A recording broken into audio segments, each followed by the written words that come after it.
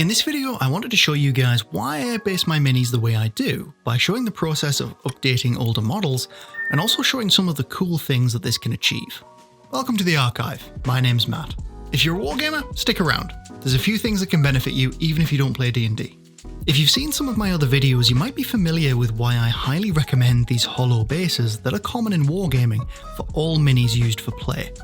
3D printed minis and cheap D&D minis alike often have solid bases that suck at standing on uneven surfaces and leave no room for adding cool tricks under the base.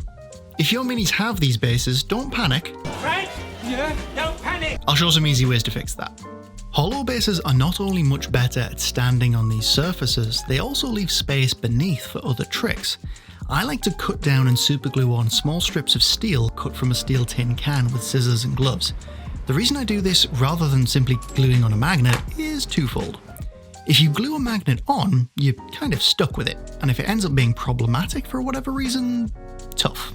This means you sacrifice the ability to stand on uneven surfaces permanently. You might as well have a flat base. And when doing cool things with magnets in terrain, a strong magnet in the mini's base is going to interfere with that. Having the steel strip allows you to add or remove the magnet as and when you need it, and even use a stronger or weaker magnet for different uses when you need a bit more grip. Having a magnet attached like this can be useful for wargaming or D&D if you make some interesting terrain, because it lets you keep models stable where you otherwise probably wouldn't risk placing them. If you use the various kinds of grimdark ruins that you can make or buy, supergluing down some steel strips to the floors and painting them to look like discarded rusted rubble can allow you to place minis on those buildings securely while maintaining that war-torn aesthetic. When using them this way, you also save on magnets, because you only need enough to use in each game, and you can just switch the magnets between armies as you use them. If you do have flat-based minis and you want to switch, there's two ways around this. One is pretty straightforward. Carefully cut off their bases and put them on some new ones. You can buy these or 3D print them, there are links in the description, but the main thing is to damage the old base, not the mini. Tear the old base apart and trim down the feet until you're happy with what's left. Another alternative is to leave them on their old base but trim it back a bit to fit the new one, and then just glue it on top, disguising the ugly edges with texture paste or milliput. If you 3D printed a mini with a thick base, this is a bit harder. Some resin shatters quite easily, so it can be much harder to remove the base. Ideally, I would aim to print the mini without a base, or at least without the thick disc bit at the bottom, if you want all of the cool stuff on top. If this is impossible, all is not lost. I used a rotary tool and a burr. Are you wearing burr, sir? While wearing a filter mask and safety glasses to carefully etch away space under the base. I did this just deep enough to fit a magnet, which there should be plenty of room for. If you want better mini storage, magnets can also help there. This is pretty well documented by now, so feel free to timestamp ahead if I'm covering old ground for you, but you can get these food containers very cheaply at various heights. They stack really well and are great for storing both minis and materials. You can even get them for free from takeaways or ready meals and just clean them. But where they really excel is when you add some self-adhesive rubber steel magnetic sheet to the bottom. I used a template I made from chipboard to quickly cut the shape that I needed for each box, which massively sped up the process. Combined with some magnets, this makes storing them secure and, more importantly, leaves less empty space over their heads than a lot of other storage box options because of their variable height, so you can stack more minis in the same space. Very useful. That's the tricks, onto the meat, the actual basing methods. Different minis are obviously going to suit different bases, and while with an army or warband for wargaming, you probably want a coherent basing scheme across the list, for RPGs like D&D, the sheer variety of minis can be overwhelming. The solution I arrived at was pretty straightforward, and also works well for a warband or army with several disparate elements to them. The key for me personally is having enough coherency to tie the different pieces together so they don't look horrendously out of place when used on the same board. To achieve this, I use dirt as a unifying factor. Very few environments lack dirt entirely, and for those that do, I use the same reasoning that I made with myself back when I used to play a Chaos Army in 40k. The bases are vastly different to the terrain because the boots of the Chaos Marines are corrupting the very earth around them. Or, adapted for D&D, the Frost Giants bleed ice magic that forms icy patches where they walk. frit on the material plane scorch the earth where they stand, and so on. You'll very rarely encounter beasts or natives of these environments outside of those environments, so you only really need to do the slight mental gymnastics for the more magical creatures from those areas anyway. For the dirt itself, you have a few options. You can use a pre-existing product. They exist in various earthy colours, and they're a plenty good, if expensive option if you want that wet dirt effect. I, however, wanted my dirt to match the dirt on my tiles, but I did like the uneven texture you could get with this effect. A cheap way to do this is just mix the cheap dirt and grout mix that I've shown before, and good old PVA glue, mixed about 1:1 until it's a thick paste. More grout is better than less. The more liquid it is, the less interesting texture you'll end up with, because it'll also self-level like a liquid. The result comes out quite nicely as damp mud, but it's quite prone to cracking.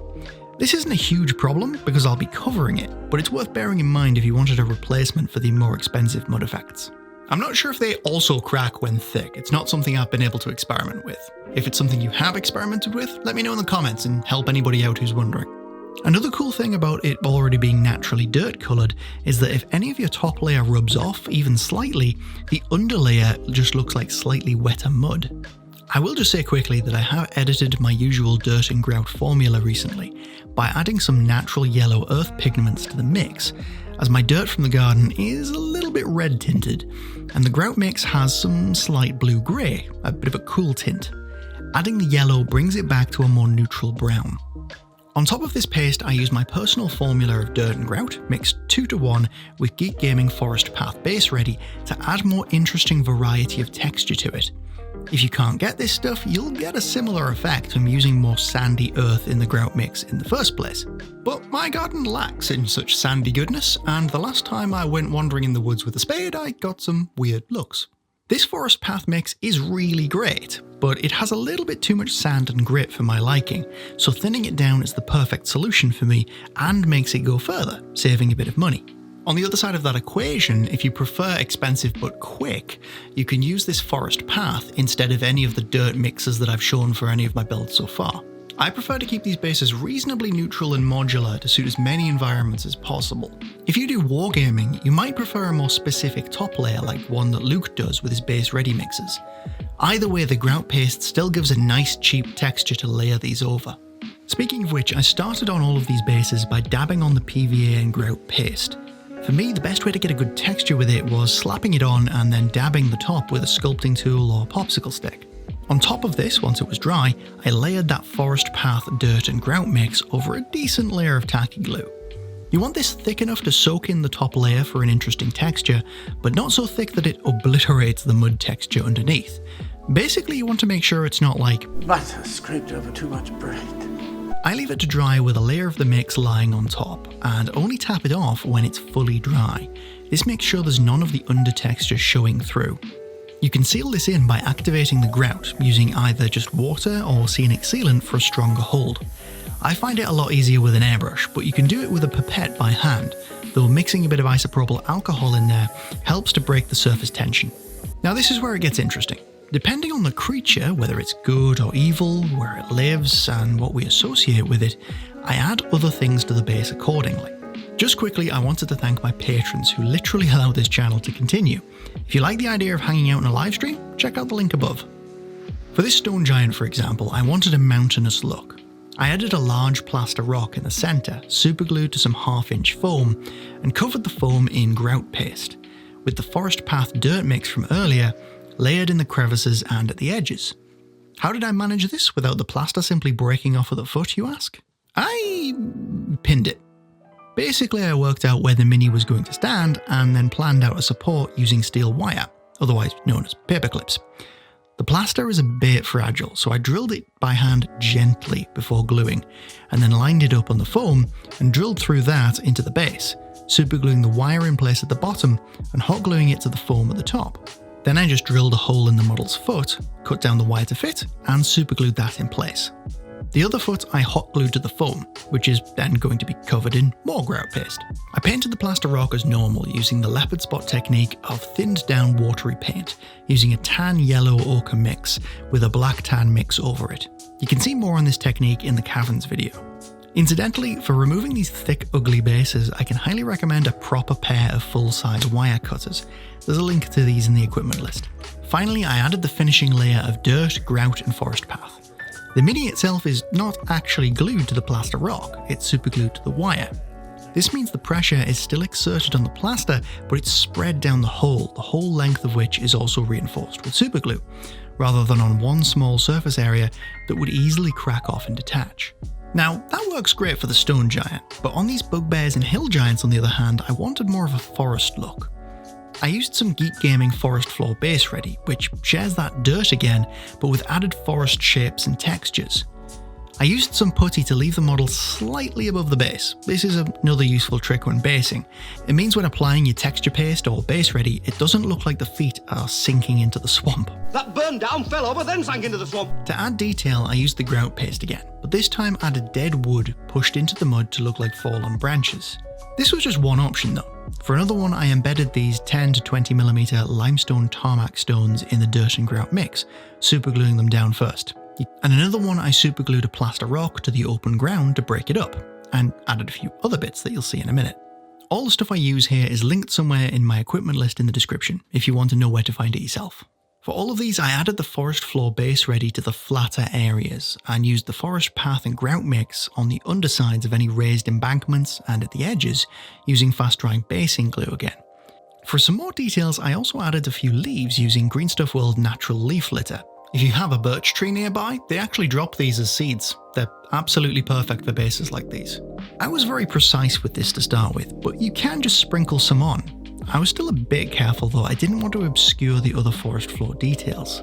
I shielded the model with cling film while spraying the base with scenic sealant before applying, and while doing another layer to seal them on. Honestly though, this was a fair amount of effort, and I don't think it adds a huge amount to the base that wasn't already there with the forest floor mix, so it depends on whether you value the time or the detail. It's a nice touch for special models though. Diorama Precipice sent me some of these sterilised, coloured natural bushes to use in a future project that has been COVID delayed, but I thought they'd be perfect to use here to add some extra detail. I superglued the branches down to the bottom and attached them with some dabs of basing glue, which then lets me add some dirt at the bottom once it dries all tacky. Links as to where I got these are in the equipment list, if you're curious. This Mouth of Grolantor pre-painted mini I did slightly differently, because I saw an opportunity and I just kind of went for it. I dragged the tool through the grout paste to make hand marks in the dirt, and added some oven sterilised plant roots in the gap while wet, and then covered the top with the dirt, grout and forest path mix, everywhere but the rummage through patch, to make it look like this fat git had gotten into some poor unfortunate peasant's pumpkin patch. Which static grass tufts I used kind of depended on the mini in question. I made some of these using my static grass applicator and basing glue on parchment paper, but you can buy them instead. Making them is easy, just put down some dollops of whatever shape you want and go over them with the applicator, though I'd advise letting them dry before tipping the grass off. Wet glue in large dollops will move. Partway through I realised some ways to do this better. By mixing in some raw umber ink with the glue, you can give the base glue layer a natural, darker, dirt-like look. Most store-bought tufts don't do this, apart from Games Workshop. If your static grass applicator isn't really high-end, you'll also want to absolutely drench the glue in grass from the applicator. Just keep going until you can't see it anymore. If you don't, you might end up with more gaps than you might think. If you want grass tufts like GW make, I believe this is 2mm of a dark green mix like Autumn Blend and 4mm of a light colour like Dead Grass. But I'm not certain. I'm going to be doing some experiments to see if I can replicate this at some point. They're great for using with some of the smaller minis, which is something I really like the GW tufts for. You can easily make a large batch of these and just store them for later. Good aligned creatures or player characters got GW Midland green tufts. The neutral ones got some more yellowish dead grass, the Geek Gaming stuff. And the evil ones got this grim reddish brown grass, if any at all. Again, this helps develop a binding theme on the table. Not all of the minis share the same colour grass, but all, or almost all, have some dotted around on the bases that suit their theme. Finally, I did a few types completely off base. Yeah. Some I did with no dirt to bind them together. These were the most extreme environments, the volcanic, desert, arctic and so on. Some of these I've already done. If you've seen my volcanic tile video, you pretty much already know how I did these bases, so go check it out if you haven't. The only difference here was using some milliput to add some undulation and painting it black before adding the top layers. Some of these I'm yet to cover, and I'll be redoing the bases for these minis as I make those tiles using the techniques that I show in those videos. All in all, I kind of want to convince D&D players, who often seem to stick with the shiny black base that the model comes with, that basing is easy, achievable, beautiful, and worthwhile, especially for D&D. Basing is perfect for making identical minis look different from each other in some way other than the paint job, and can even make naff pre-painted minis look half decent with minimal effort. Please subscribe, like, comment, and share, and until next time, I'll be in the archive.